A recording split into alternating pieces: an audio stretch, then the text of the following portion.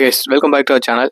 நேற்று Saturday episode போட்டிருந்தோம், அதையும் ஒரு வாட்டி போய் பாருங்கள். இன்றைக்கி சண்டே எபிசோடில் நிறைய ட்விஸ்ட் அண்ட் டர்ன்ஸ் இருக்குது, அதையும் இப்போ ஃபுல் வீடியோவை பாருங்கள். மறக்காம அதுக்கு முன்னாடி சப்ஸ்கிரைப் பண்ணிக்கோங்க.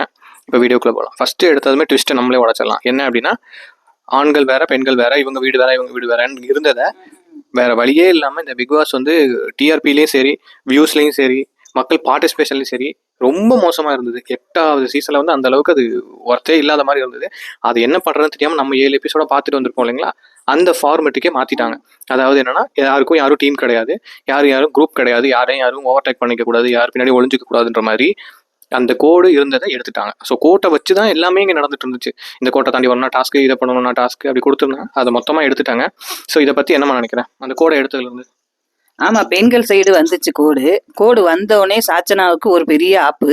அதுலயே வந்து இது சரிப்பட்டு வராது, இது கொஞ்சம் வஞ்சஸ் பண்ணி, அதாவது வன்மத்தை வந்து ரொம்ப காட்டுறாங்க, இது வெளி உலகத்துல வந்து பெரிய பேர் வந்து தாக்கத்தை கொடுத்துரும் அப்படிங்கிறதுக்காக இது விளையாட்டா எடுத்துக்காம ரொம்ப இதா இருக்குங்கிற மாதிரி வேணாம் அப்படின்னு அதை எடுத்திருப்பாங்கன்னு நினைக்கிறேன் நான். இன்னொன்னு எனக்கு தெரிஞ்ச வரைக்கும் என்னன்னா, பாய்ஸ் டீம் கேர்ள்ஸ் டீம் 2 டீம்லயுமே ஒட்டுண்ணி அப்படின்னு ஒரு சில கேரக்டர் இருக்காங்க. அவங்களுக்கு புரிஞ்சிருக்கும். எப்படின்னா, இப்போ நான் பேசுறேன் அப்படின்னா, ஆமாங்க அது நல்லா தாங்க போயிட்டு இருக்கு, இல்லைங்க சரியில்லை அப்படின்னா சரியில்லைங்க அப்படின்னு ஒரு கூடவே டிராவல் பண்ற கேரக்டர் பேர் தான் அது. அந்த கேரக்டர் எல்லாமே பார்த்தீங்கன்னா சில பேர் இருப்பாங்க. அது உங்களுக்கே தெரிஞ்சிருக்கும், யாருன்றதை என்ன கமெண்ட் பண்ணுங்க. நாம அந்த மாதிரி கெஸ் பண்ணியிருப்போம். அந்த கெஸ்ஸிங்கும் நீங்க பண்ண கமெண்ட்ஸும் ஒரே மாதிரி மேட்ச் ஆகுதா, நம்ம வேவ்ல இருந்து கரெக்டாக இருக்கான்றதை பார்க்கலாம். ஃபர்ஸ்ட் யாருன்னு கேட்டிங்கன்னா, மோஸ்ட்லி ரஞ்சித் சார். ஏன்னா அவர் வந்து பாயிண்ட்டும் சொல்ல மாட்டேன்றாரு, அவர் பார்ட்டிசிபேஷன் இருக்காது. அந்த பார்ட்டிசிபேஷன் இல்லாதனால அவர் இருக்கிறதே பாதி பேர் மறந்துடுறாங்க.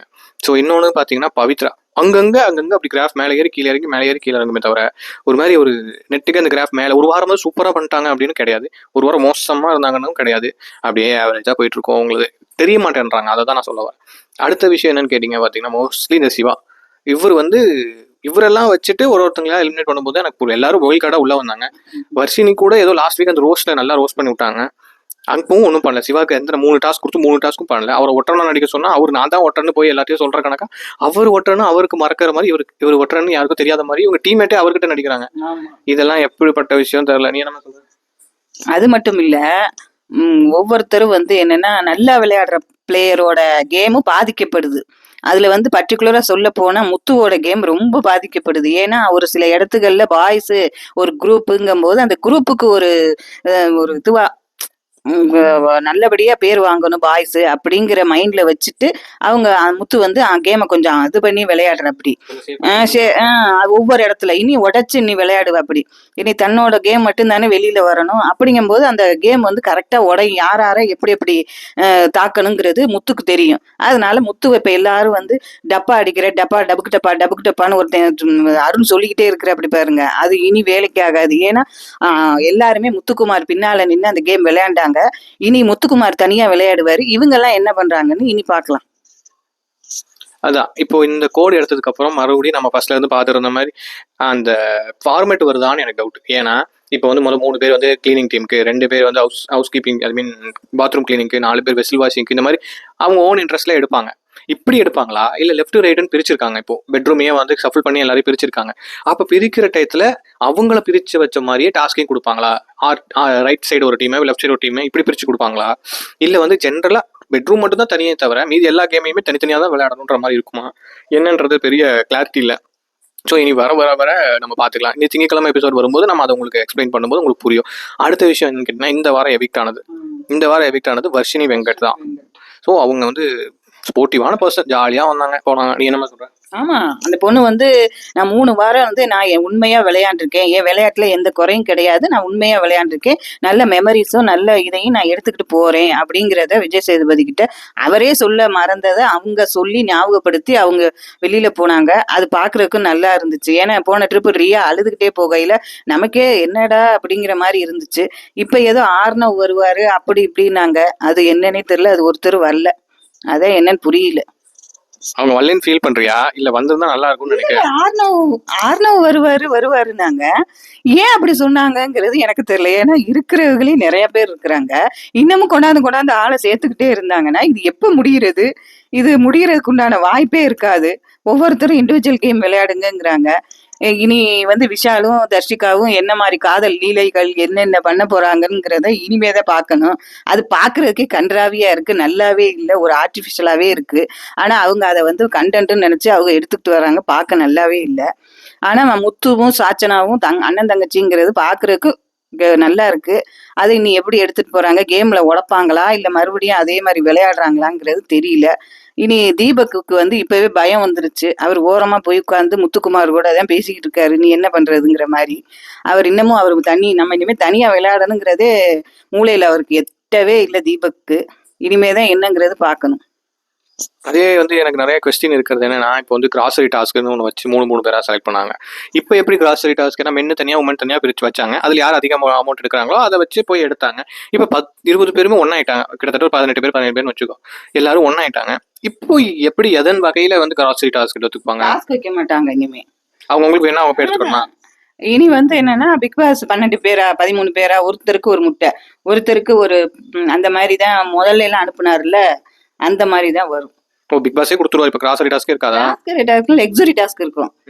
பேசிக் வந்து உனக்கு கொடுத்துருவாங்க, பேசிக் சோறாக்கி சாப்பிடறதுக்கு கொடுத்துருவாங்க. இல்ல கரெக்ட். என்னன்னா லக்ஸுரி டாஸ்க்னு ஒன்று வச்சு அதுல பார்ட்டிசிபேட் பண்ணி எடுக்கிறத வச்சு அவங்க போய் எழுதுவாங்கல்ல. இங்க வரும், இப்போ நீ வந்து 1500 பாயிண்ட்ஸ் வச்சிருக்கீங்க, 1500க்கு நீங்க எடுத்துக்கோங்க, 10,000க்கு எடுத்துக்கோங்க, இதே மாதிரி தான். பட் டீம் இல்லாம வந்து தனித்தனியா இண்டிவிஜுவலா எடுக்கிற மாதிரி இருக்கும். ஒருத்தங்க எழுதுவாங்க. Okay, right. அதுக்கு வந்து ஒரு பட்ஜெட் கொடுப்பாரு பிக் பாஸ். அந்த பட்ஜெட்குள்ள அந்த டயத்துக்குள்ள அவங்க அதை சொல்லணும், அவங்க எழுதுவாங்க அந்த போர்டுல. அதுல என்ன வருதோ அதை அவங்க யூஸ் பண்ணிக்குவாங்க. Okay, right. நான் அந்த ஃபார்மேட் பண்ணிட்டேன். இன்னொன்று என்னன்னு கேட்டிங்கன்னா, மோஸ்ட்லி இந்த எப்படி இவங்க வந்து இப்போ எப்படி சொல்றது, உமன்ஸ் டீமு மென்ஸ் டீம்னு கலந்து இருந்து ஒரு மாதிரி கேம் விளையாடிட்டு இருந்தாங்க.